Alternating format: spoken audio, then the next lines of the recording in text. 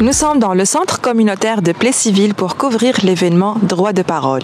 Ici, il y aura de réflexions, des discussions à propos du problème de la pauvreté dans la MRC de l'érable, organisée par Droit devant l'érable. 60 organismes communautaires ont reçu une invitation pour participer et faire participer la population aussi de cette rencontre. Le but, c'est de voir, écouter, reconnaître et sensibiliser à la pauvreté. Nous allons entendre la parole des différents spécialistes et intervenants.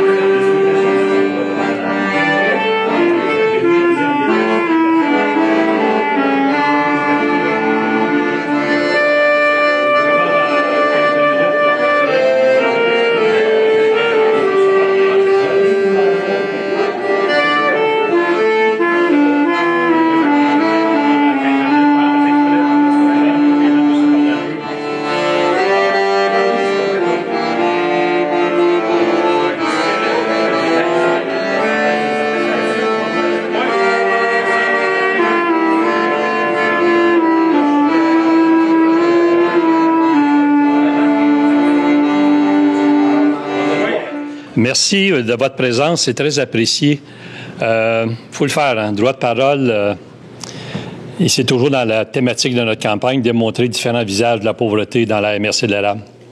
La campagne vert, c'est pour mieux voir, écouter, reconnaître et sensibiliser la population à différents visages, pas mais à différents visages de la pauvreté parce qu'ils sont multiples. Nous allons débuter tout de suite par la première capsule. Les 4 capsules proviennent de 6 organismes qui nous ont référé 15 personnes, des organismes de la MRC de l'érable. On a fait des Zooms, ça en a pris 2 mois pour pouvoir passer à travers ces entrevues-là. Puis ce qui est intéressant, c'est que les personnes savaient d'avance qu'est-ce qu'il y avait comme question. Qui va sauter? Donc, c'était des Zooms. Et où je veux en venir, c'est que le réalisateur de capsules est avec moi. Puis, lui, à partir de ces 15 entrevues-là, il a été alimenté, puis là, il a commencé à travailler du crayon pour réaliser le contenu. Et ce que vous allez entendre dans la première capsule, c'est pas n'importe quoi. Ça vient d'ici. Les 3 autres aussi, sauf la première. L'avertissement, elle passe même à la TVC érable. Le langage est cru, il sexiste. Et voilà ce que ça peut donner. Il paraît qu'à ma naissance, mon père était pompette à l'hôpital. Il paraît qu'il allait pisser au rez-de-chaussée puis qu'il revenait bourré. Il paraît que l'infirmière a failli appeler la DPJ, puis l'infirmier les policiers. J'ai failli, qu'il a dit. Ma mère savait que mon père ne me voulait pas. Fait qu'elle a tout fait pour pas que je paraisse. Dès qu'il rentrait, elle m'effaçait. Si je pleurais sans raison raisonnable, c'était pas pardonnable. Si je criais, il criait. Si je demandais, je regrettais. Si je me laissais traîner, il me traitait de traîner. Il m'appelait Obélix, une petite crise. Si vous trouvez injuste de payer pour ma détresse, pour mon salaire de BS, que vous travaillez fort pour pas être à ma place, dites-vous bien que ma place, elle s'achète pas, elle se gagne. Comme à l'auto. J'ai gagné le gros lot dans le berceau, puis je reçois des intérêts sans arrêt. Je vous le jure que vous préférez payer des impôts plutôt que d'être dans ma peau. Mais on peut échanger n'importe quand. Je prends votre argent comme un présent, puis je vous laisse mon passé. Je vous mets toutes mes belles histoires dans un beau grand sac à dos, puis je vous encourage à grimper, à garder votre concentration pour votre dissertation, à dire la bonne chose à votre patron, puis à rester cool avec la bosse dans le pantalon. Identifier à qui ça s'adresse, en fait, c'est les personnes qui vivent en situation de pauvreté. Dans la MRC de l'érable, on est capable de préciser, toujours 2019 à aujourd'hui, là. C'est sûr que depuis 3 ans, là, le pourcentage a changé, là. On parle de 1503 personnes qui reçoivent l'aide du dernier recours dans la MRC de l'Érable. La pauvreté est difficile à palper parce que ces gens-là, d'abord et avant tout, s'isolent. Ils ne veulent pas être identifiés. Puis, ils veulent garder leur dignité. Puis nous, quand on fait notre campagne, on n'a pas quelque chose à offrir, un service, je dirais même un accompagnement. On est là pour que la population modifie sa perception et son regard envers ces gens-là. En fait, avant midi, on fait 3 choses. Je m'entretiens avec vous, je vous entretiens à quelques moments. Et il va y avoir Christian Paquin qui va parler de la Corporation Développement communautaire de l'Érable.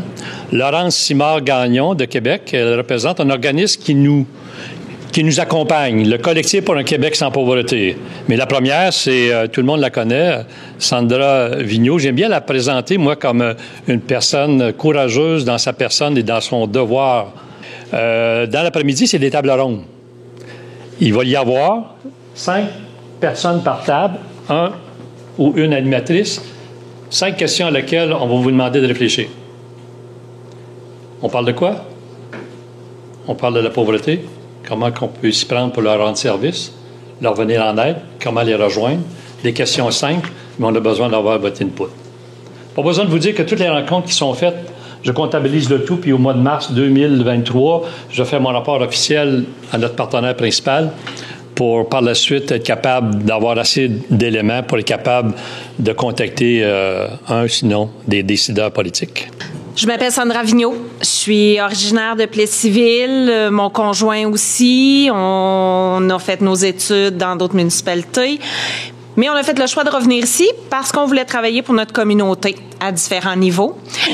Moi, j'ai fait le choix de me tourner plus vers du travail en collectivité. Comme Yvon le dit, je suis à la MRC. Je travaille comme conseillère au développement des communautés. On dit pas de titre. Fait que, dans le fond, ça vous dit pas grand-chose, même si je vous dis le titre professionnel que j'ai, parce que souvent, les gens me demandent qu'est-ce que je fais comme travail. Même mes enfants me demandent ce que je fais comme travail. Et à part leur dire, ben, je fais des réunions, c'est ça que je leur dis. Fait qu'Yvon nous présente son projet. Et il le dit, le projet a été refusé. Pas parce que c'était pas un bon projet. Il a été refusé parce que, oui, l'organisme travaillait en silo. Puis on a dit, si on veut arriver à quelque chose sur le territoire, il faut se mettre tout le monde ensemble. Fait qu'au lieu de leur dire non, puis allez-vous-en chez vous, arrangez-vous, on a dit à Yvon, regarde, on est prêt à t'accompagner, on est prêt à te fournir l'aide que tu auras besoin. Fait qu'on le regarde ensemble, on va aller chercher des nouvelles personnes, puis on redépose dans quelques mois.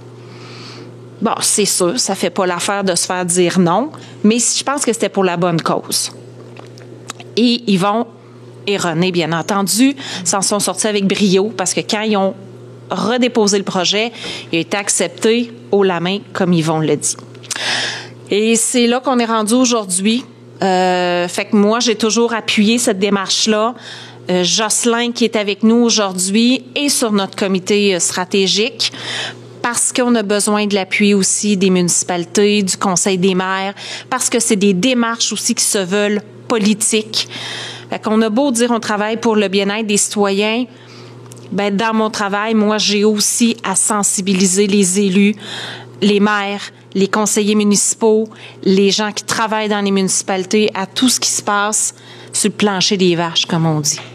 On va passer à la deuxième capsule. Si je fais un peu d'informations sur la deuxième capsule, c'est un homme qui vit honorablement, famille, épouse, et je vais me taire en disant le seul mot qui me vient à l'esprit dans cette capsule-là, c'est « il frappe un mur un jour ».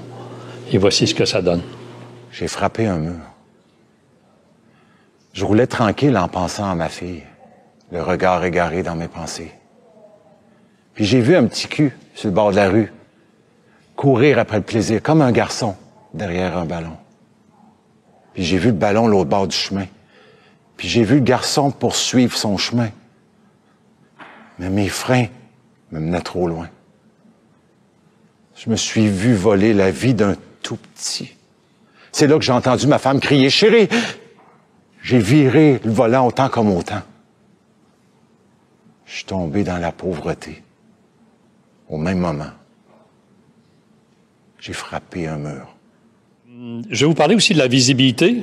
Qu'est-ce qu'on fait, nous, comme activité, ou du moins, où est-ce qu'on peut entendre parler de la campagne de sensibilisation? D'abord, la TVC, qui, depuis le début, elle est toujours là. On a aussi la MRC de l'érable, qui a accepté, Mme Savoie, qui travaille au COM, a accepté de nous donner un coup de pouce pour promouvoir la campagne. Le CIUS, Centre du Québec. Après cela, dans les journaux, on était présent aussi à la Nuit des sans-abri, la première année qu'il y a eu la Nuit des sans-abri. Moi, mon rôle, ça vise la mobilisation puis la concertation. Qu'est-ce que notre rôle à nous comme corporation de développement communautaire? Bien, on est un regroupement. Donc, un regroupement d'organismes communautaires qui donnent des services sur le territoire de la MRC de l'érable. Puis, je vais me permettre de me référer à ma feuille parce que j'ai écrit tous les services puis je voudrais pas l'oublier. Donc, on a l'action bénévole, l'aide vestimentaire, la condition féminine, les dépendances, défense de droits, famille et jeunesse, gestion, maintien à domicile, médias et communication, on parle entre autres de la TVC, personnes à faible revenu, personnes handicapées, petite enfance, prévention de la violence, proche aidance, santé mentale et santé physique. Donc, ce qu'on peut retenir, il y a deux mots dans le fond, qu'on peut retenir, ce qu'ils font les groupes. Ils font, oui, de l'intervention avec les personnes, mais ils vont faire aussi beaucoup de sensibilisation avant d'être obligés d'intervenir.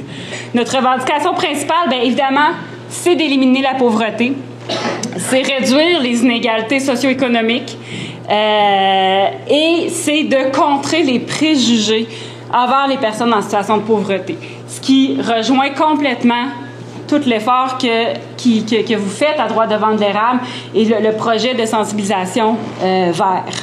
On a des cibles prioritaires au collectif, parce que la pauvreté, c'est extrêmement large, comme vous le savez très bien. Donc, augmenter les protections publiques. Les protections publiques, qu'est-ce qu'on veut dire par ça? C'est les programmes d'assistance sociale, les programmes de prêts et bourses pour les étudiants et étudiantes, les programmes de soutien aux revenus pour les personnes aînées, les personnes de soutien aux revenus, les programmes de soutien aux revenus pour les personnes en situation de handicap, les pensions, les prestations pour les enfants. Donc, tout ça, on veut que le soutien aux revenus, les protections publiques permettent à tout le monde d'avoir les moyens de couvrir au moins leurs besoins de base. Alors, c'est dit comme ça a l'air tellement d'être justement la base comme revendication, mais en ce moment, malheureusement, au Québec, on n'en est pas là. Bon an, mal an, il y a 1 personne sur 10 environ au Québec qui ne couvre pas ses besoins de base. Quand je parle de besoins de base, je pense de manger, se loger, être capable de se déplacer, se vêtir, être capable d'avoir accès à un téléphone, avoir de plus en plus accès à Internet devient un besoin de base puisqu'il y a tellement de choses qui vont dépendre de notre accès à Internet. Donc, que tout le monde, finalement, puisse combler ses besoins de base, c'est déjà là, la première revendication, la revendication plancher, si on veut, là, pour le collectif. Ensuite, on veut fixer le salaire minimum à un taux qui permet à tout le monde de sortir de la pauvreté. Pour l'instant, la cible qu'on a mis de l'avant en 2021, c'était 18 $ de l'heure. Malheureusement, c'est même déjà un peu dépassé. Un autre des cibles prioritaires du collectif, c'est de mettre en place une campagne sociétale contre les préjugés, parce qu'au collectif, on considère que les préjugés, c'est une des choses qui contribue à garder les personnes en situation de pauvreté. Ce qu'on fait, on fait des pressions sur le gouvernement, on fait du travail politique, on décortique tous les types de programmes de lutte à la pauvreté qui sont mis de l'avant par le gouvernement. On travaille en mobilisation aussi, on essaie de créer des coalitions pour porter différentes campagnes en lien avec la lutte à la pauvreté. Puis ce qu'on fait aussi, puis qui est lié à ce qu'on fait aujourd'hui ensemble, c'est de faire des constructions de savoir avec des personnes en situation de pauvreté, de mettre en valeur l'expertise des personnes qui vivent la pauvreté au quotidien. Par exemple, qu'est-ce que ça veut dire avoir, je dis n'importe quoi, là, mais avoir, mettons, 15 000 $ par année de revenus quand on a un loyer à payer versus quand on est en logement social ou quand on a une maison pour laquelle on n'a pas, l'hypothèque est déjà payée, c'est complètement différent. C'est pour ça que on s'attache pas nécessairement à une barre, mais on va parler de zones. Et on parle de 3 zones de pauvreté. Il y a la zone du rouge, qui est la zone finalement dans laquelle on n'est pas capable de couvrir nos besoins de base. On n'a pas les revenus suffisants pour couvrir nos besoins de base. Et là, ce qu'on se rend compte, en fait, c'est que toutes les prestations, comme je disais tantôt, de protection publique, ils laissent les personnes dans le rouge, que ça soit, encore une fois, l'assistance sociale, les pensions de vieillesse, le supplément revenu garanti, tout ça, ça laisse les personnes dans le rouge.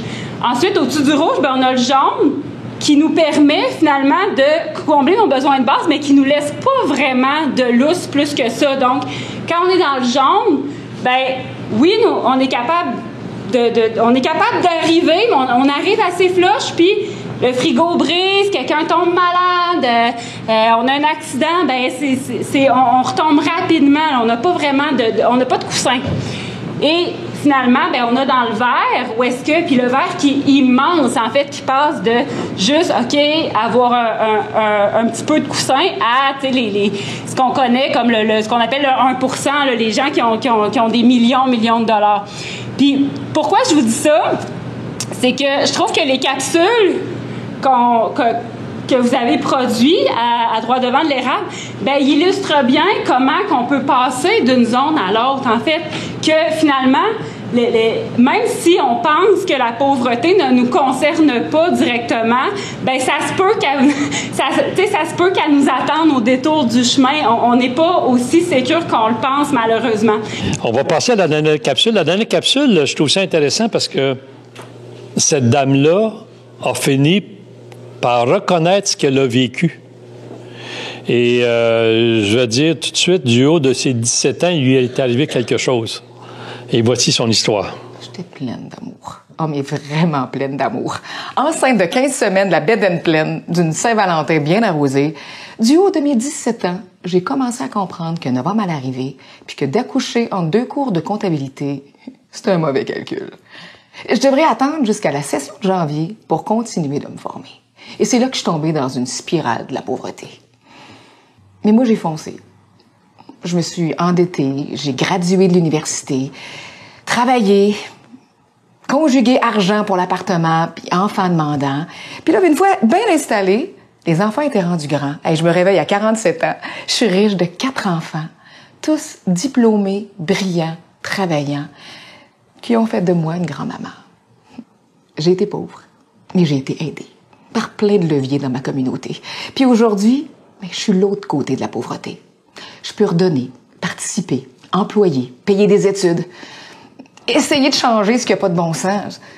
Je vous remercie beaucoup de votre attention avant midi. C'est important. J'espère juste que vous avez appris des choses que vous allez pouvoir partager avec d'autres. Après les allocutions, nous avons rencontré les différents intervenants pour leur poser des questions supplémentaires. Est-ce que vous pouvez nous expliquer le rôle de la CDC dans ce projet?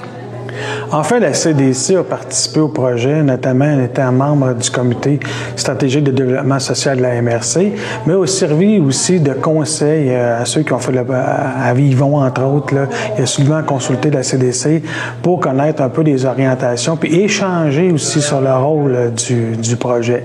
Parce que ce qu'il faut comprendre aussi également, c'est que les groupes communautaires qui sont membres de la CDC travaillent activement avec les personnes en situation de pauvreté et ou d'exclusion sociale. Donc, les gens, donc nos groupes, ils représentent ces gens-là, souvent dans les secteurs. Et nous, notre rôle comme CDC, c'est de les rassembler pour effectivement qu'ils ne travaillent pas en silo, mais en équipe, pour venir en aide au développement de nos localités.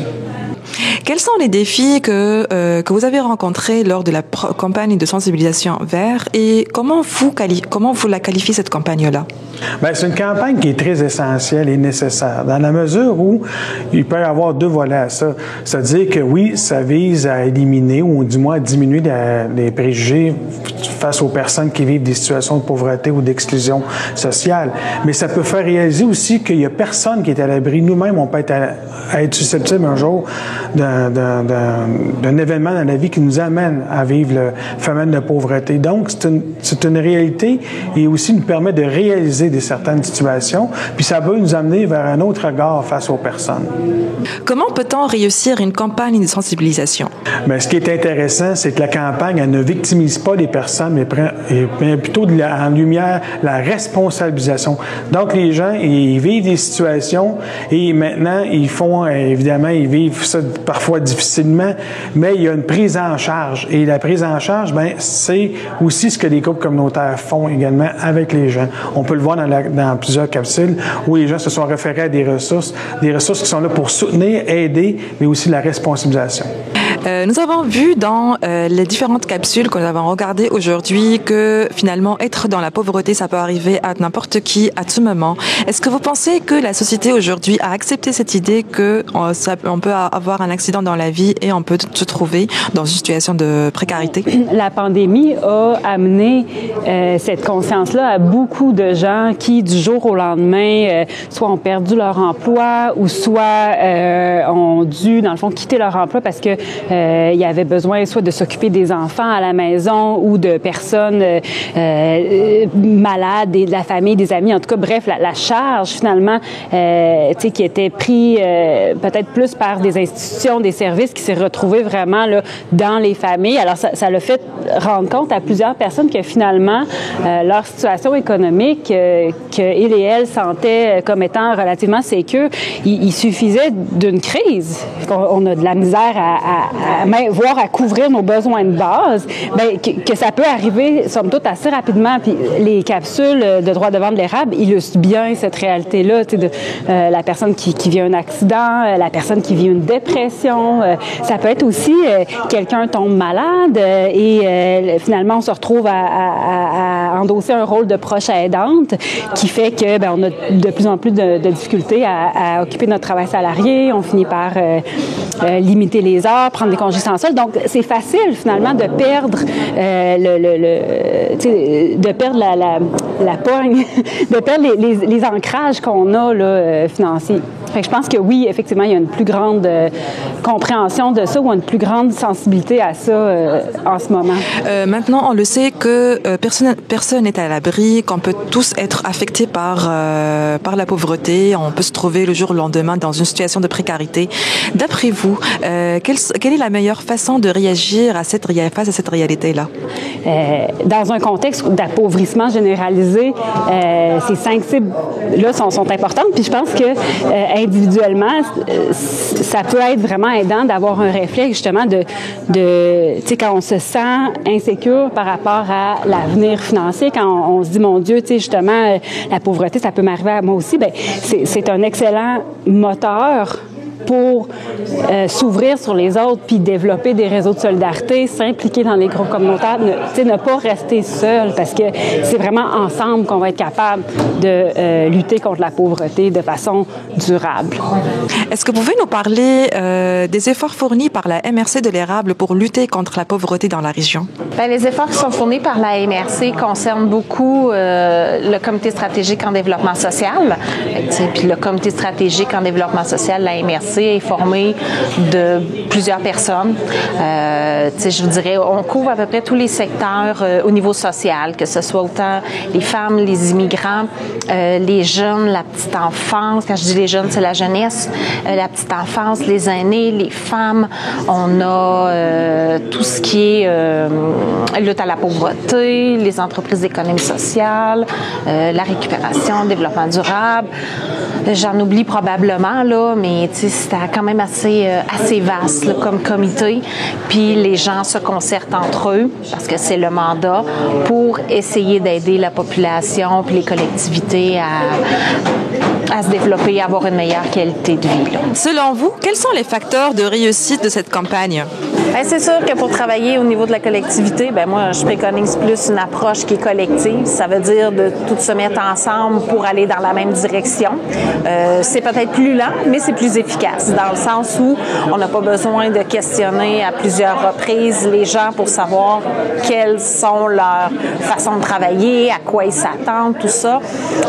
Donc, c'est ce qu'on avait proposé à Yvon pour son projet, pour le projet de droit devant érable.